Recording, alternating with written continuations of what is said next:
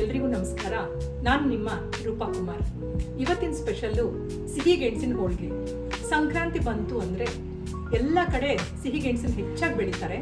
ಪ್ರತಿಯೊಬ್ಬರ ಮನೆಯಲ್ಲೂ ಈ ಗೆಣಸನ್ನ ತಂದಿರ್ತಾರೆ. ಕಡಿಮೆ ಇಂಗ್ರೀಡಿಯೆಂಟ್ಸ್ನ ಬಳಸ್ಕೊಂಡು ಸಿಹಿ ಗೆಣಸಿನ ಹೋಳಿಗೆ ಮಾಡೋದು ಹೇಗೆ ಅಂತ ನೋಡೋಣ.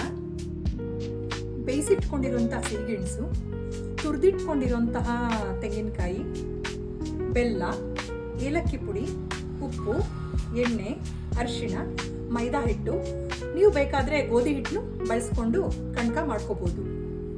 ಮೊದಲನೇದಾಗಿ ಬೇಯಿಸಿಟ್ಕೊಂಡಿರುವಂತಹ ಸಿಹಿಗೆಣಸಿನ ಸಿಪ್ಪೆನ ಬಿಡಿಸ್ಕೊಳ್ಳೋಣ. ಈ ಸಿಹಿಗೆಣಸನ್ನು ಮ್ಯಾಶ್ ಮಾಡ್ಕೊಳ್ಳೋಣ. ಈ ಹದಕ್ಕೆ ಸಿಹಿಗೆಣಸನ್ನು ಮ್ಯಾಶ್ ಮಾಡ್ಕೊಳ್ಳಿ. ಈಗ ಕಣಕಕ್ಕೆ ರೆಡಿ ಮಾಡ್ಕೊಳ್ಳೋಣ. ಒಂದು ಚಿಟಿಕೆ ಅರಿಶಿಣದ ಪುಡಿ, ಸ್ವಲ್ಪ ಉಪ್ಪು ಹಾಕ್ಕೊಳ್ಳೋಣ. ಉಪ್ಪು ಹಾಕ್ಕೊಳ್ಳೋದ್ರಿಂದ ವಿಶೇಷವಾದ ರುಚಿ ಬರುತ್ತೆ.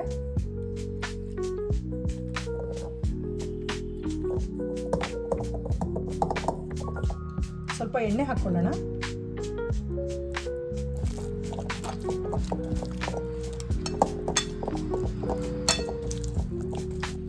ಎಣ್ಣೆ ಹಾಕಿ ಕಲಸಿದಾದ್ಮೇಲೆ ನೆನೆಯೋದಕ್ಕೆ ಸ್ವಲ್ಪ ಹೊತ್ತು ಬಿಡೋಣ.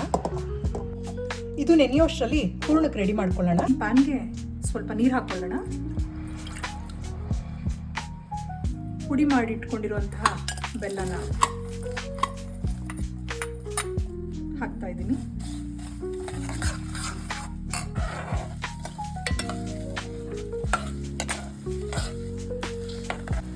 ಒಂದೇಳೆ ಪಾಕ ಬರೋ ತನಕ ಕುದಿಯೋದಕ್ಕೆ ಬಿಡಿ.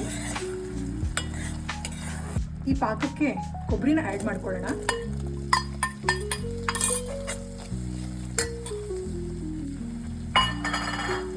ಏಲಕ್ಕಿ ಪುಡಿ,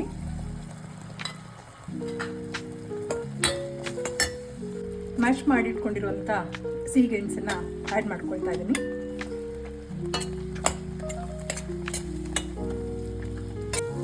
ಸಿಹಿಗೆಣಸು ಹೂರ್ಣದ ಕನ್ಸಿಸ್ಟೆನ್ಸಿಗೆ ಬಂದಿದೆ. ಇದನ್ನ ತಣ್ಣಗಾಗೋದಕ್ಕೆ ಬಿಡೋಣ. ಹೂರ್ಣ ತಣ್ಣಗಾಗಿದೆ. ಹೋಳಿಗೆ ತಟ್ಕೊಳ್ಳೋದಕ್ಕೆ ರೆಡಿ ಮಾಡ್ಕೊಳ್ಳೋಣ. ಈ ರೀತಿ ಹೂರ್ಣನ ಉಂಡೆ ಮಾಡ್ಕೊಳ್ಳೋಣ. ಒಂದು ಬಟರ್ ಪೇಪರ್ ತಗೊಂಡು ಅದಕ್ಕೆ ಎಣ್ಣೆ ಹಚ್ಕೊಳ್ಳೋಣ. ಆಗಲೇ ನೆನೆಸಿಟ್ಕೊಂಡಂತಹ ಕಣಕ ತಗೊಂಡು ಹೂರ್ಣ ಇಟ್ಟು ಉಂಡೆ ರೆಡಿ ಮಾಡ್ಕೊಳ್ಳೋಣ.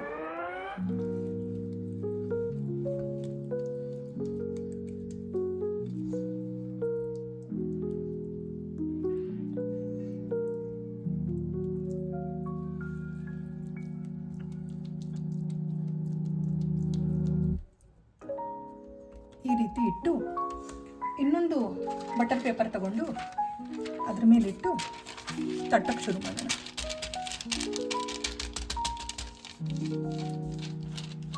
ಈ ರೀತಿ ಮಾಡೋದ್ರಿಂದ ಹೋಳಿಗೆ ಅಂಟಲ್ಲ, ಈಸಿಯಾಗಿ ಬರುತ್ತೆ.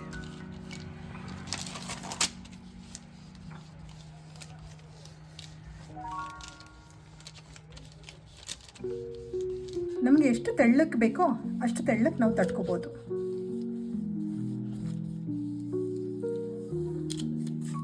ನಿಮಗೆ ಬೇಕಂದರೆ ಈ ಬಟರ್ ಪೇಪರು ಆನ್ಲೈನಲ್ಲಿ ಸಿಗುತ್ತೆ, ಅಮೆಝಾನಲ್ಲಿ ಅವೈಲಬಲ್ ಇದೆ. ಹೋಳಿಗೆ ತಟ್ಟಿದ್ದಾಗಿದೆ. ಈಗ ಹೋಳಿಗೆನ ಬೇಯಿಸ್ಕೊಳ್ಳೋಣ. ಈಗ ಹೆಂಚನ್ನ ಬಿಸಿ ಮಾಡೋದಕ್ಕೆ ಇಟ್ಟಿದ್ದೀನಿ. ಹೋಳಿಗೆ ಹಾಕ್ತಾ ಇದ್ದೀನಿ.